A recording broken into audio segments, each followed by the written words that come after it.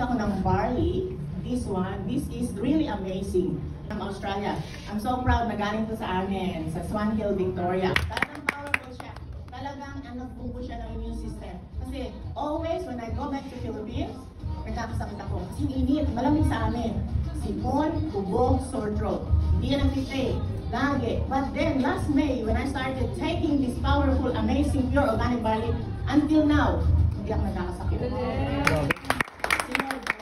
And then, I also do the 10-kilometer Melbourne Marathon run.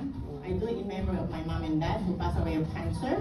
And also for we have there, we call it Peter MacCallum Cancer Foundation.